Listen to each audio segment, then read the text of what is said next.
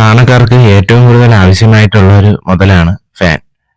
അത് സാധാ ഫാൻ ആകുമ്പോൾ വൈദ്യുതി ചാർജ് വളരെയധികം കൂടുതലായിരിക്കും. എന്നാൽ ഇന്നിപ്പോൾ ഞാൻ കൊണ്ടുവന്നിരിക്കുന്ന ഒരു VLDC ക്രോംപ്ടന്റെ ഫാനാണ്. സാധാരണ ഫാനുകൾ 55 വാൾട്ടാണ്. എന്നാൽ VLDC ഫാനിലോട്ട് വരുമ്പോൾ അത് 35 വാൾട്ടാണ് മാക്സിമം പവർ എടുക്കുന്നത്. പിന്നെ ഇതിന് റെഗുലേറ്റർ നമ്മൾ ഒഴിവാക്കിയിട്ട് വേണം കണക്ട് ചെയ്യാറുള്ളത്. ഇതിന്റെ കൺട്രോൾസ് എല്ലാം റിമോട്ടിലാണ് വരുന്നത്. അതവിടെ ബൈപ്പാസ് റെഗുലേറ്റേഴ്സ് എന്ന് എഴുതിയിട്ടുണ്ട്. ഇതിനകത്ത് ആൾറെഡി റിമോട്ടുമായിട്ട് അവർ പെയർ ചെയ്ത് വെച്ചിട്ടുണ്ട് എന്നാണ് എഴുതിയിരിക്കുന്നത്. അഥവാ ഒരുപക്ഷെ പെയർ ആയില്ലെങ്കിൽ അതിൽ പെയർ ചെയ്യേണ്ട വിധവും ഇൻസ്ട്രക്ഷൻ മാനുവലിൽ നൽകിയിട്ടുണ്ട്.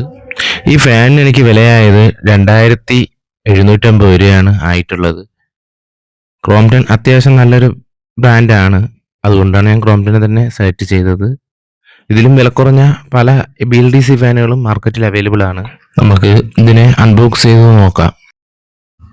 അൺബോക്സ് ചെയ്യുമ്പോൾ ഫസ്റ്റ് ഒരു റിമോട്ട് കാണാം, പിന്നെ അതിൻ്റെ ക്ലാമ്പ്, പിന്നെ ആ സെൻറ്ററിലെ റാഡ്, പിന്നെ അതിൻ്റെ 2 കപ്സ്. ആ വലിയ കപ്പ് താഴെ മോട്ടറിൻ്റെ ഭാഗത്താണ് വരുന്നത്.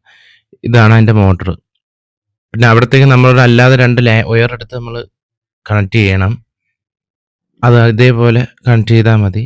പിന്നെ ആ വലിയ സ്ക്രൂ വരുന്നിടത്താണ് നമ്മൾ ലീഫുകൾ കണക്ട് ചെയ്യേണ്ടത്. അപ്പം നമ്മുടെ വർക്ക് കംപ്ലീറ്റ് ആയിട്ടുണ്ട്.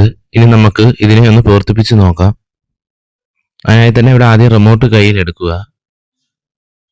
റിമോട്ടിലെ ഓണും ഓഫും കൺട്രോൾസ് ഉണ്ട്. പക്ഷേ റിമോട്ടുമായിട്ട് ചില ഫാനുകൾ പെയറിങ് ആയിരിക്കുമല്ലോ. അപ്പോൾ ഇതിൻ്റെ പെയറിങ് ചെയ്യുന്നത് ഓഫ് ബട്ടണിൽ പ്രസ് ചെയ്തതിന് ശേഷം ഫസ്റ്റ് എന്നുള്ള ഇതിൽ നമ്മൾ ലോങ് പ്രസ് ചെയ്തുകൊണ്ടിരിക്കുക. അപ്പോൾ ഡബിൾ ബീപ്പ് കേൾക്കുമ്പോൾ റിമോട്ടുമായിട്ട് പെയർ ചെയ്യും. പിന്നെ കൺട്രോൾ മുഴുവൻ റിമോട്ടിലാണ്. എൻ്റെ വീഡിയോ ഇഷ്ടപ്പെട്ടെങ്കിൽ ഒന്ന് ഷെയർ ചെയ്യുക, ലൈക്ക് ചെയ്യുക, സബ്സ്ക്രൈബ് ചെയ്യുക. അപ്പോൾ അടുത്ത വീഡിയോയിൽ കാണാം.